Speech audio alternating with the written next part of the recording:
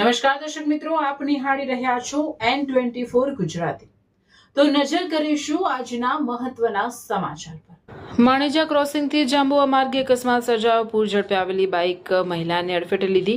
Bike ચાલકે બે બાળકીઓને પણ અડફેટે લીધી। અકસ્માત બાદ ઘટના સ્થળે અફરાતફરી મચી હતી। અકસ્માતમાં ત્રણેયને ગંભીર ઇજાઓ પહોંચી હતી। ગંભીર બાળકી સારવાર માટે એસએસજી ખસેડાઈ।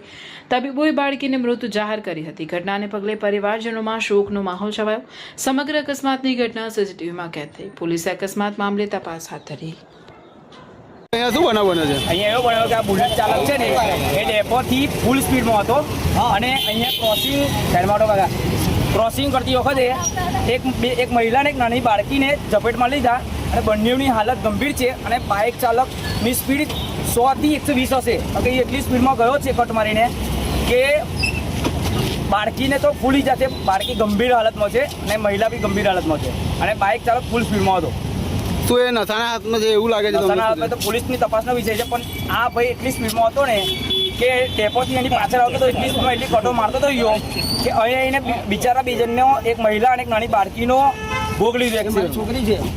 મારી છોકરી છે, બરાબર કાકા? તમારી છોકરી છે।